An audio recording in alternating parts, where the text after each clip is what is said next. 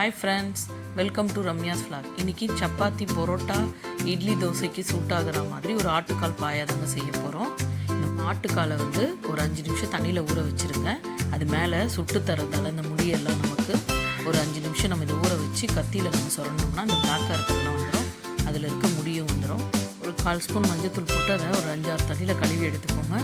இப்போ இந்த காலை எடுத்து நம்ம குக்கரில் போட்டுடலாம். காலுக்கு ஒரு 2 ஸ்பூன் சின்ன ஸ்பூனில் இஞ்சி பூண்டு பேஸ்ட்டு போடுறாங்க. தாளிக்கிறப்பையும் நம்ம 1 ஸ்பூன் போடணும். அதை தனியாக எடுத்து வச்சுக்கோங்க. இப்போ 2 ஸ்பூன் இஞ்சி பூண்டு பேஸ்ட் போட்டுருங்க. 1 ஸ்பூன் மஞ்சத்தூள் போட்டுக்கோங்க. 3 ஸ்பூன் சின்ன ஸ்பூனில் மிளகாத்தூளும் போட்டுருங்க. இந்த குழம்புக்கு தேவைப்படுற உப்பையும் இதில் போட்டுடலாம். நம்ம உப்பு, காரம், இந்த போட்டிருக்க இஞ்சி பூண்டெல்லாம் நம்ம இந்த வேக வைக்கிறப்போ போடுறதால உப்பு காரெல்லாம் ஊறி இந்த கால் நல்லா டேஸ்ட்டாக இருக்குங்க. அதனால தான் நம்ம வேக வைக்கிறப்பயே இதெல்லாம் நம்ம போடுறோம். இப்போ இந்த கால் முழுகிற அளவுக்கு தண்ணி ஊற்றிடுங்க. 15 விசில் வரணுங்க. அப்போ தான் நமக்கு கால் நல்லா வெந்து அதில் இருக்க சத்தெல்லாம் அந்த ஜூஸில் அந்த சூப்பில் இறங்குங்க. இப்போ இதெல்லாம் நல்லா மிக்ஸ் பண்ணி விட்டாச்சு. இப்போ நம்ம குக்கரை மூடி 15 விசில் வர வரைக்கும் வெயிட் பண்ணலாம். அதுக்குள்ளே நம்ம இதுக்கு அரைச்சி ஊற்றுற மசாலா என்னென்னு பார்த்துடலாம். இப்போ ஒரு மிக்ஸி ஜார் எடுத்து வச்சுக்கோங்க. 1/2 கிலோ வெங்காயத்தை பெருசாக கட் பண்ணி வச்சுக்கோங்க. ஒரு 200 கிராம் தக்காளி எடுத்துக்கோங்க. 1/4 கட்டு கொத்தமல்லி எடுத்துக்கோங்க. 1 ஸ்பூன் சோம்பு எடுத்துக்கோங்க.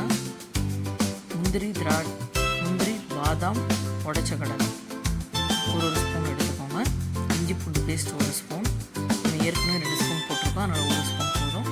இப்போ ஒரே ஒரு துண்டு பட்டை, சோம்பு, சீரகம், 2 புதினா, 2 கருவேப்பிலை. இப்போ நம்ம வெங்காயத்தை மிக்ஸி ஜாரில் போட்டுடலாம். தக்காளியும் இதில் போட்டுருங்க. நம்ம எடுத்து வச்சுருக்க அந்த உடைச்ச கடலை, முந்திரி அதையும் இதில் போட்டுடலாம். கொத்தமல்லி எடுத்து வச்சுருந்தோம், அதையும் இதில் போட்டுடலாம்.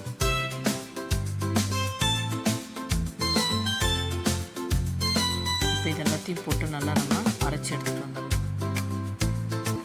இப்போ நம்ம குக்கரை ஸ்டவ் ஆன் பண்ணி வச்சிடலாம். இதில் கொஞ்சம் செக் ஆயில் ஊற்றிடலாம். நான் கடலை எண்ணெய் ஊற்றிருக்கேங்க. நார்மல் எண்ணெய் கூட நீங்கள் ஊற்றலாம்.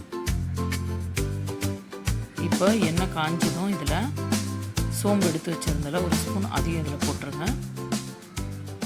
நம்ம எடுத்து வச்சுருந்த ஒரே ஒரு துண்டு பட்டை, புதினா, கருவேப்பிலை அதையும் போட்டு நல்லா வதக்கி விட்டுக்கோங்க.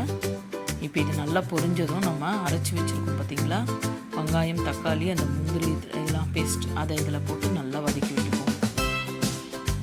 இதோடைய இஞ்சி பூண்டு எடுத்து வச்சிருந்தோம்ல அதையும் போட்டுடலாம்.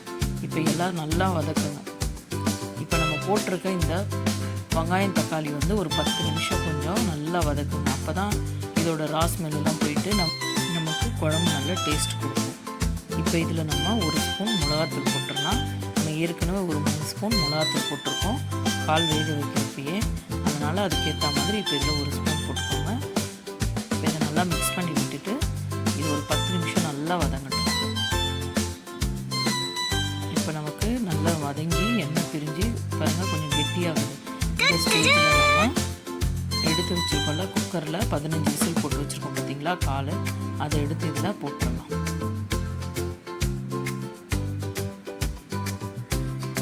நல்லா எலும்பு விட்டு அந்த சதை வெந்து வந்துருக்கு பாருங்கள். இந்த மாதிரி வெந்திருந்தாதாங்க இந்த குழம்பு நல்லா டேஸ்ட்டாக இருக்கும். இப்போ நம்ம வதங்கி வந்திருக்க கிரேவியில் தூக்கி இந்த காலை நம்ம போட்டுடலாம். இப்போ இதை நல்லா மிக்ஸ் பண்ணி விட்டுடுங்க.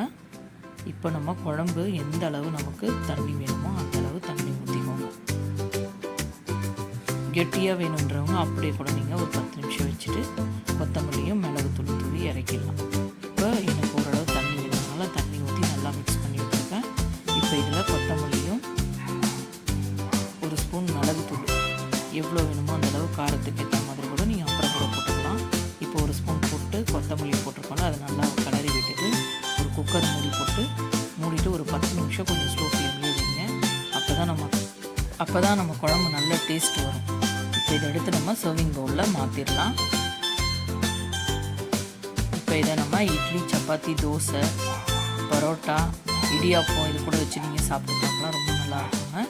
ட்ரை பண்ணிவிட்டு எப்படி வந்ததுன்னு கமெண்ட் பண்ணுங்கள்.